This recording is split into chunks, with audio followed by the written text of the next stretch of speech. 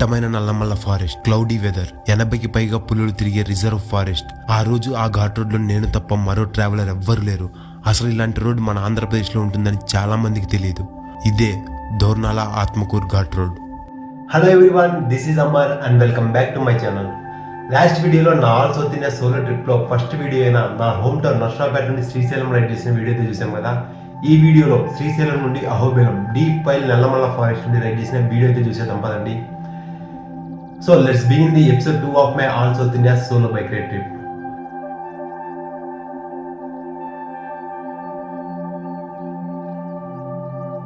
ఇది నా south India రైడ్లో రెండవ రోజు. ఆ రోజు మార్నింగే నేను శ్రీశైలం నుండి నా రైడ్ స్టార్ట్ చేశా. ఈ డే 2లో నాకున్న ఛాలెంజ్ ఏంటంటే శ్రీశైలం నుండి రైడ్ చేసుకుంటూ ఈవినింగ్ కల్లా అహోబిలం రీచ్ అవ్వాలి. ఇది టోటల్ 220 కిలోమీటర్స్ రైడ్.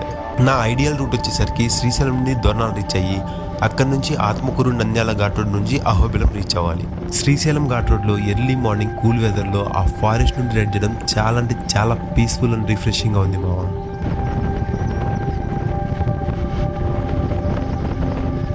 అలా ఎర్లీ మార్నింగ్ 50 కిలోమీటర్స్ రైడ్ చేసుకున్న తర్వాత దోర్నాల రీచ్ అయ్యా. ఇక్కడ నుంచి మనం రైట్ తీసుకుంటే దోర్నాల ఆత్మకూరు ఘాట్ రోడ్ నుండి వెళ్తాం అండ్ లెఫ్ట్ తీసుకుంటే మనం గిద్దలూరు ఘాట్ రోడ్ నుండి అహోబిలం రీచ్ అవ్వచ్చు. నేను ఆల్రెడీ పాస్ట్లో గిద్దలూరు ఘాట్ రోడ్ నుండి రైడ్ చేశా. అది చాలా అంటే చాలా బ్యూటిఫుల్ ఉంటుంది. సో నేను ఇప్పుడు ఆత్మకూరు ఘాట్ రోడ్ని అయితే చూస్ చేసుకుని రైడ్ చేశాను.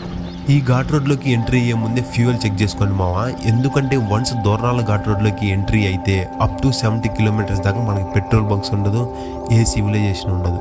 దోర్నాలో నా బైక్ ఫుల్ ట్యాంక్ చేయించుకొని మంచి హ్యాపీగా ఎగ్జైట్మెంట్తో ఆ దోర్నాల ఘాట్ రోడ్లో రైడ్ చేస్తున్నా.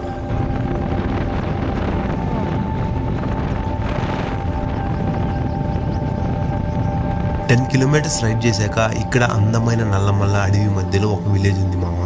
సిటీ లైఫ్కి డిఫరెంట్గా పీస్ఫుల్ లైఫ్ స్టైల్తో హ్యాపీ పీపుల్తో ఈ విలేజ్ అయితే చాలా బ్యూటిఫుల్ ఉంది.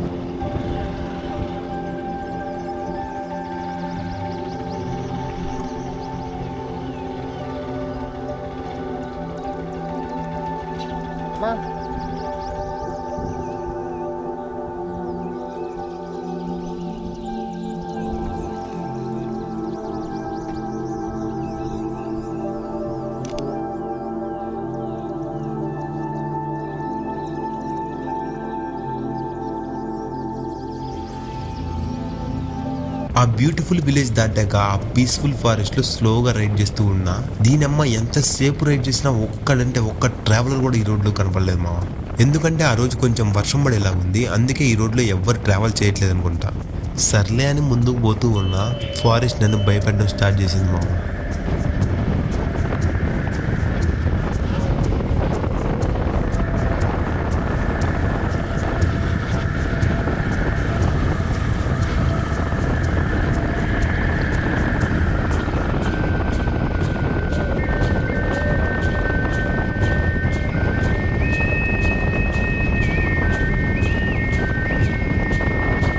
పోయే కొద్దీ రోడ్డుకి రెండు వైపులు ఉన్న చెట్లు ఇట్లా కొలాబ్ అయ్యి ఒక గ్రీన్ టన్నెల్ లాగా రోడ్ అయితే చాలా అంటే చాలా స్కేరీగా మారింది.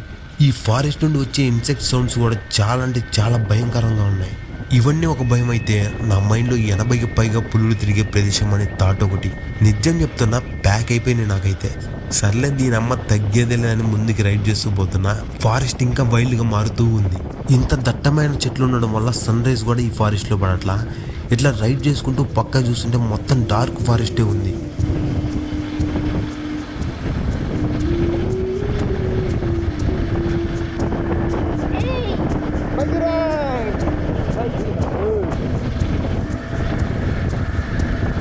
నౌ లెట్స్ బి రియల్, ఇది నా లైఫ్లో సెకండ్ రైడ్ ఎక్స్పీరియన్స్ అంతే. అది ఇక్కడ ఈ స్కేరీ డెన్స్ ఫారెస్ట్ మధ్యలో రైడ్ చేయడం.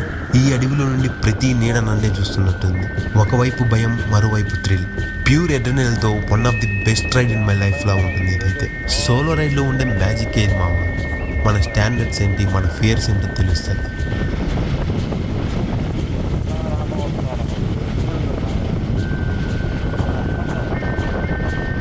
అరౌండ్ 40 కిలోమీటర్స్ ఇలాంటి డార్క్ ఫారెస్ట్ నుండి రైడ్ చేశాక స్టన్నింగ్ ఫారెస్ట్ ల్యాండ్స్కేప్ విజువల్స్తో ఓపెన్ రోడ్ అయితే క్రేజీ ఉంది మామ. ఇక్కడ ఒక వ్యూ పాయింట్ దగ్గర ఫైనల్గా నేను మనుషులను చూశాను. ఈ గ్రీన్ డెన్స్ నల్లమల్ల ఫారెస్ట్ మధ్యలో నుండి ఎన్నో కర్వ్స్ తో ఉన్న ఈ ఘాట్ రోడ్ రైడ్ అయితే క్రేజీ ఉంటుంది మావా.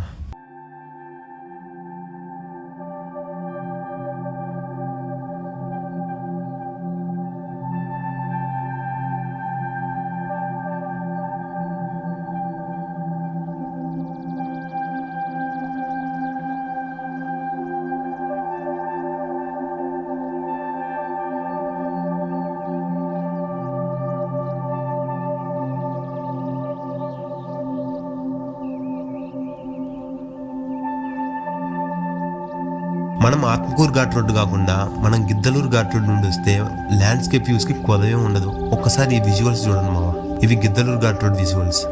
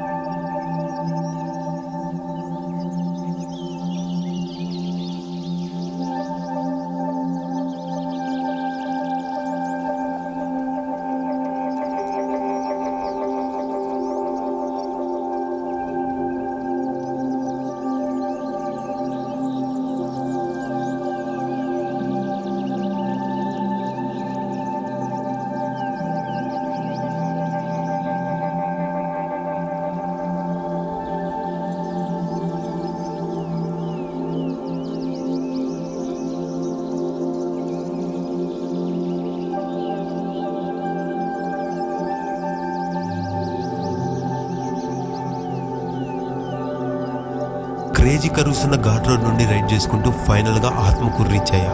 ఇక్కడ నుంచి మనకి ఆత్మకూరు నంద్యాల ఘాట్ రోడ్ స్టార్ట్ అవుతుంది. ఈ ఘాట్ రోడ్ మొత్తం ఫ్లాట్ గా ఉండి ఒకటే స్ట్రైట్ లైన్ తో చుట్టూ గ్రీనరీతో చాలా రిఫ్రెషింగ్ గా ఉంటుంది మామ.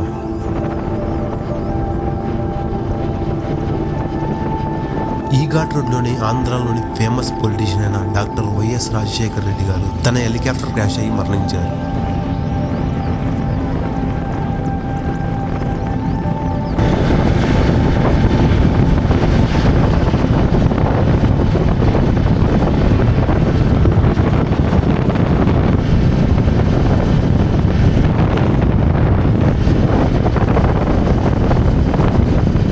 అలా ఘాట్ రోడ్ నుండి రైడ్ చేసుకుంటూ ఫైనల్ గా నంద్యాల హైవే ఎక్కా. ఇక్కడ నుంచి అహోబిలం 30 కిలోమీటర్స్ ఉంటుంది. అలా నంద్యాల హైవే మీద నుండి రైడ్ చేసుకుంటూ ఫైనల్ గా అహోబిలం రీచ్ అయ్యా.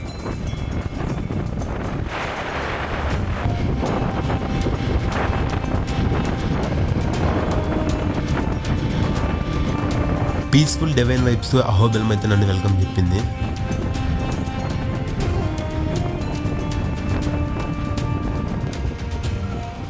ఇక్కడ దిగువ అహోబిలం నుంచి ఎగువ అహోబిలంకి 7 కిలోమీటర్స్ ఫారెస్ట్ నుండి రైడ్ చేసుకుంటూ పోవాలి.